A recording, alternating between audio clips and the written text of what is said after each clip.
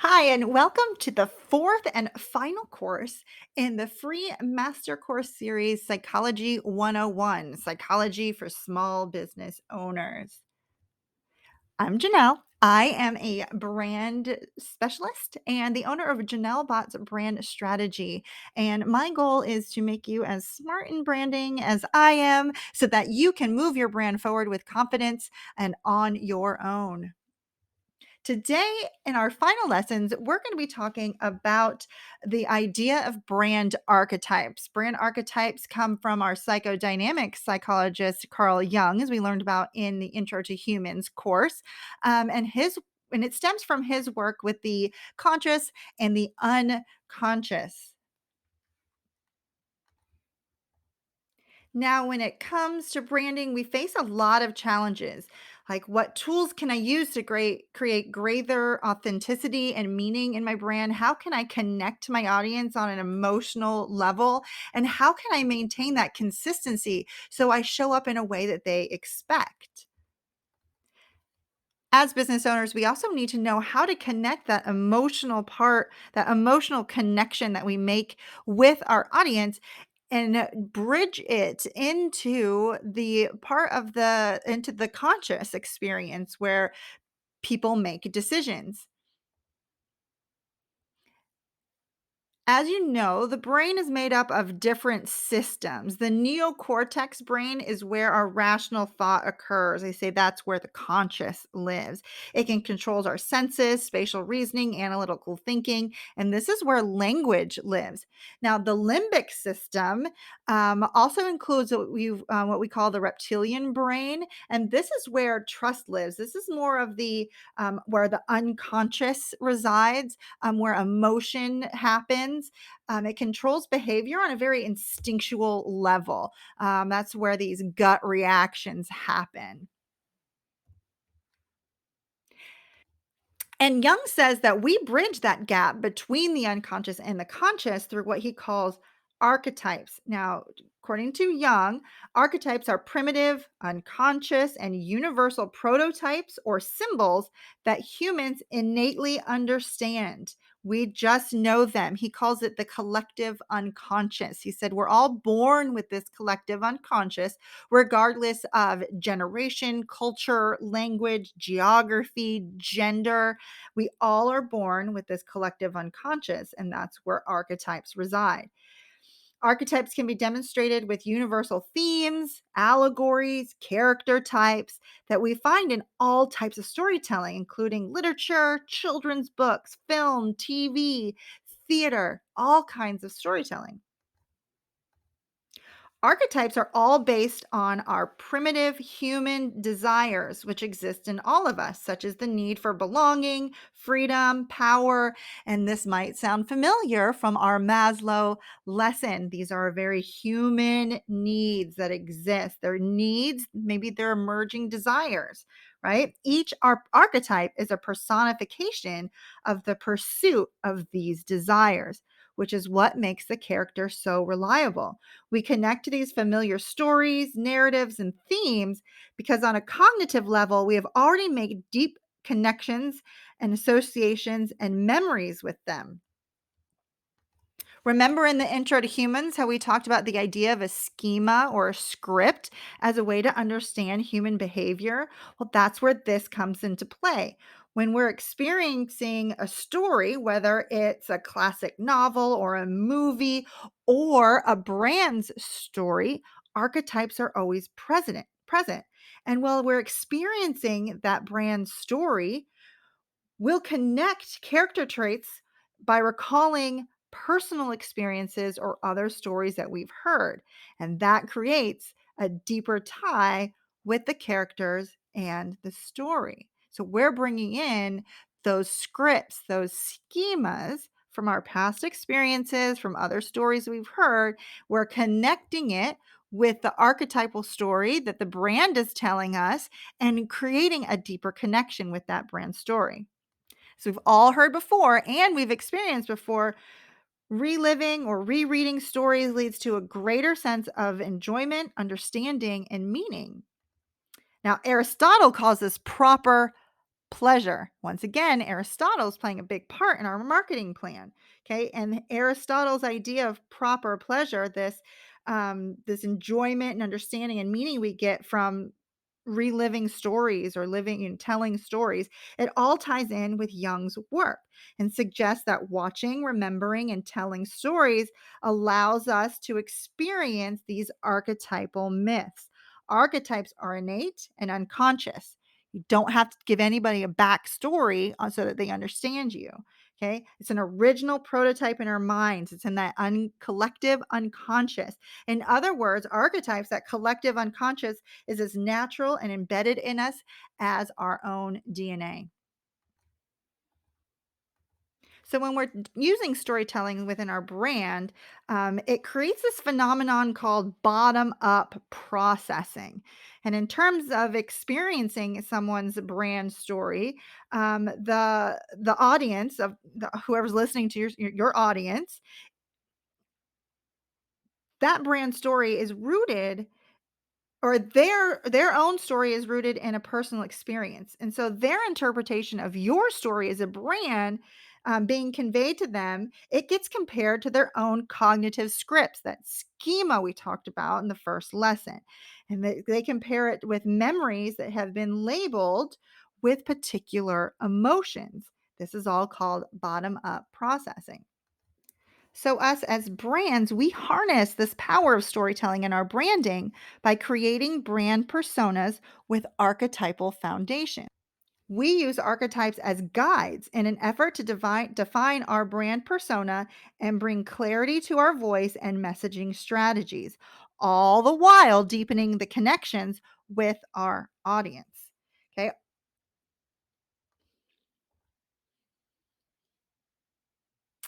Hartwell wrote a book called Archetypes and Branding. He's one of the main authors that brings archetypes into the marketing world. And he says, in an age where many people crave a deeper sense of connection to their work and want businesses to demonstrate greater integrity and accountability, the creative and mindful attention to archetypes can facilitate a more authentic, holistic, and human way of being in business. And we see this a lot in our millennial generation. They need more. They need to know that there is meaning behind what they're doing, what they're investing in.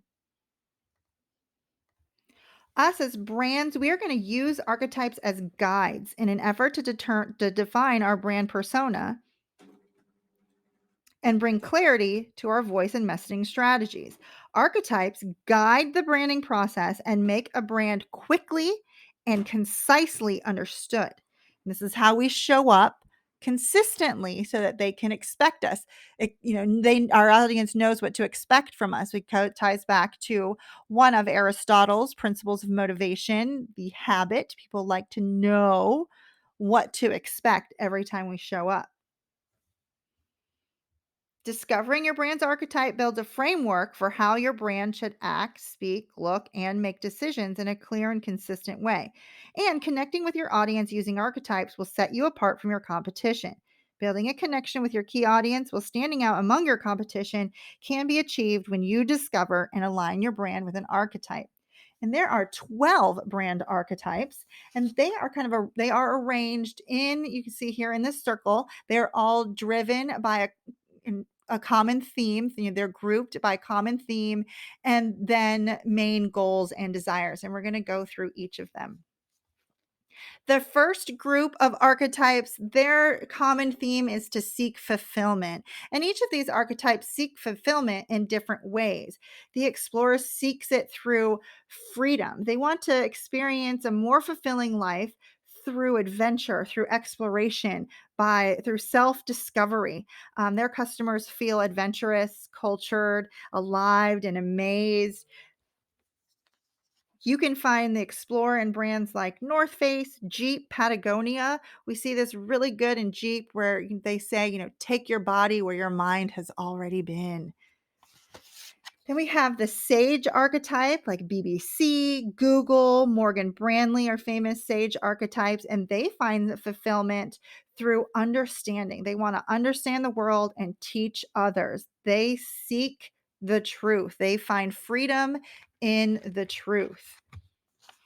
And the innocent archetype finds fulfillment in the simple things in life. They want freedom through simplicity, through positivity, and through joy.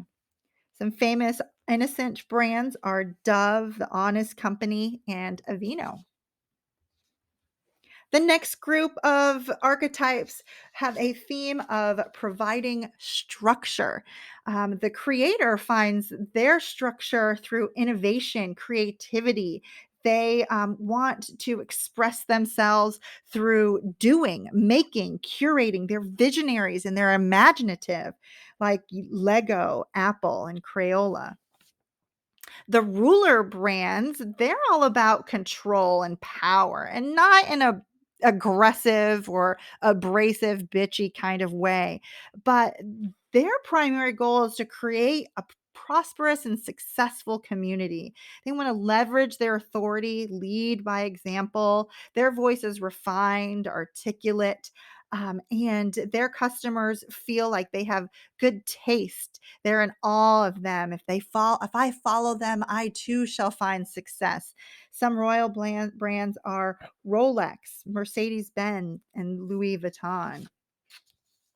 The caregiver is our last archetype who under the theme of provide structure. And they find structure through supporting others, through a nurturing vibe. They provide for others.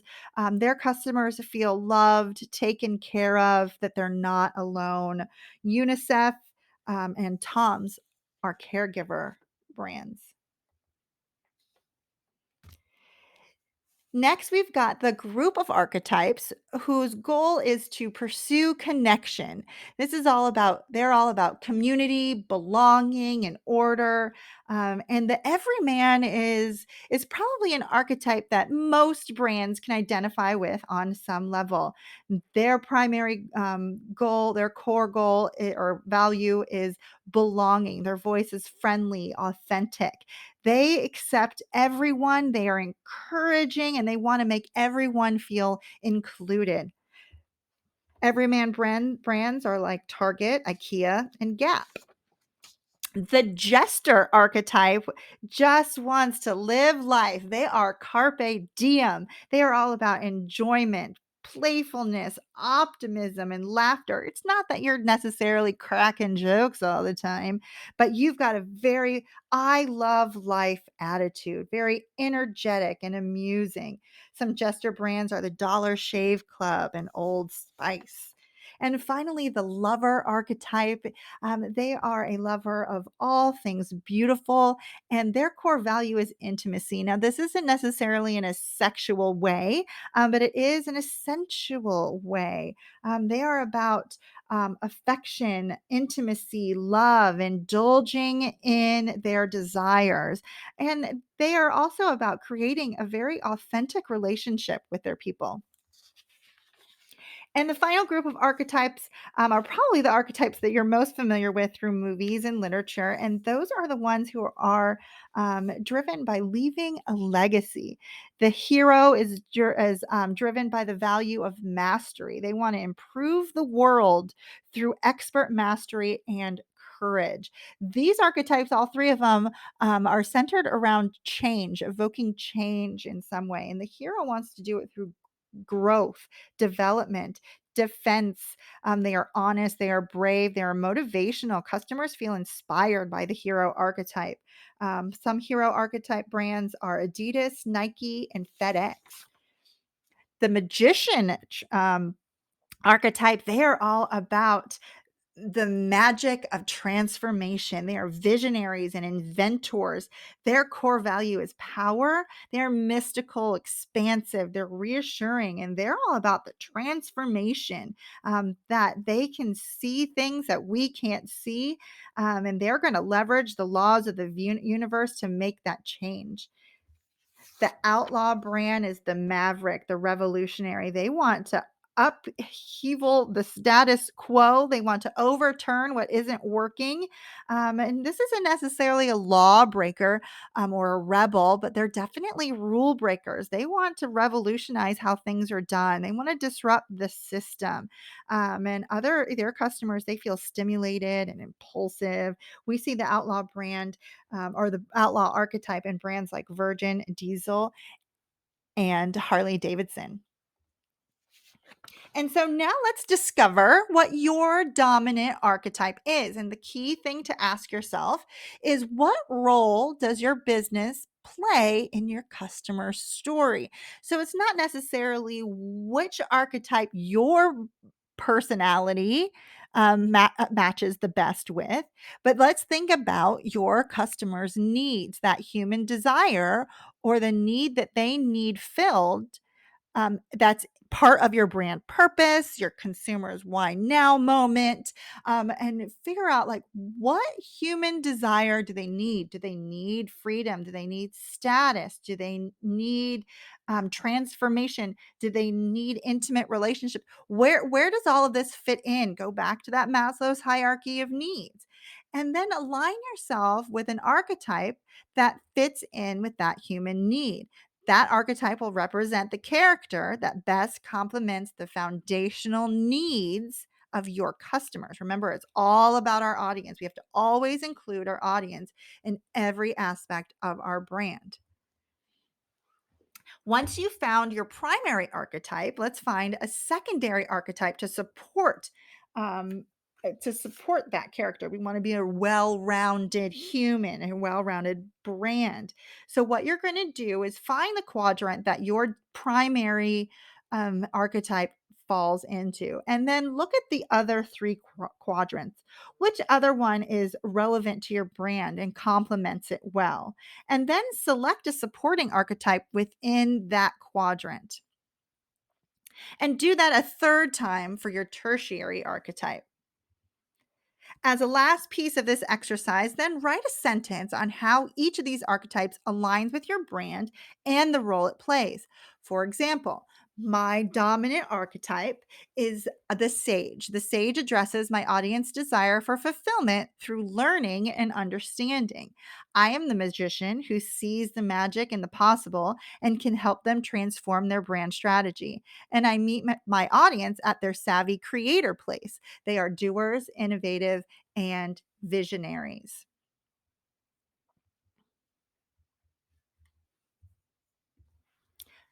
So remember, archetypes are not prescriptive and they're not a label for your brand persona.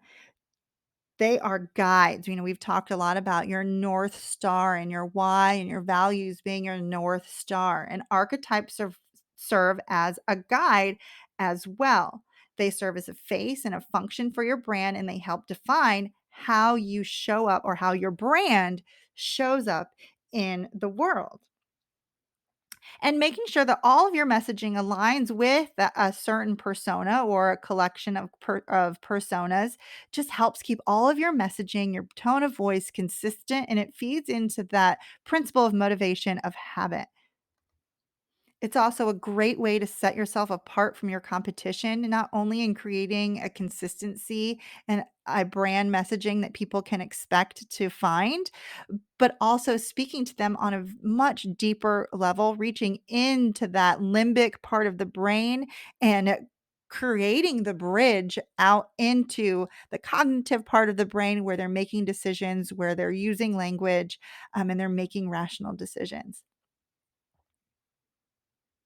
Congratulations! This completes the master course. You have completed all the steps to becoming a psychological professional within the brand of your business. And hopefully, it helps you understand your clients, your audience on a deeper level so that you can really tailor your brand to connect with them in a very real place. And it should help you connect with the right people too. Because as we know, there are the right people for a brand and the people that just don't align with us. And using archetypes, using Maslow's hierarchy of needs, understanding people at that level and what they actually need, what their desires are, will help you connect with them, develop your messaging for them, and market to them a lot better. And if you need help taking your brand to the next level, to leveraging all of these tools and infusing psychology into your branding, I've got a brand new offer coming up in May called the Brand Bar. And this is an immersive brand building workshop. You'll work one on one with me. You'll also be invited into a cohort group where you'll be able to make new business besties, use them as a sample target market for your research, and just encourage each other along the way. You'll be able to have access to guided instructional lessons on each of the elements of branding. There will be ways to There'll be interactive workbooks for you to work through each process. And then each element has a one on one component with me, whether I'm providing input on work, like a homework assignment, and we kind of work back and forth on a document collaboration, or we actually meet over a video call. It could also be you completing a survey and me delivering a final product to you, such as planning a brand photo shoot. And so that is opening up in May of this month. And I'm so excited to invite you into this bar and be your personal bartender. As a graduate of the free master course, you will be receiving in your email an exclusive discount to join the brand bar. So keep an eye out for that.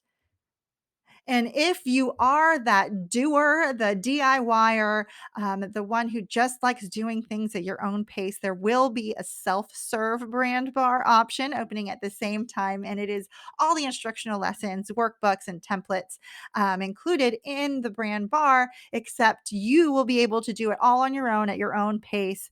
You will still have access to the cohort community to get feedback from.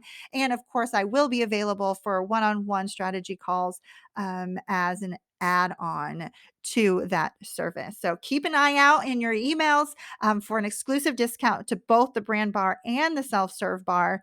And as always, if you ever have any questions for me, just send me an email or a DM and I'd be happy to chat. Thank you for taking the free master course, Psychology 101, Psychology for Small Business Owners. I'd love to hear your feedback on the course. And you'll also be getting an email for a chance to leave me a glowing 5-star review. Thank you, and I'll see you soon at the bar.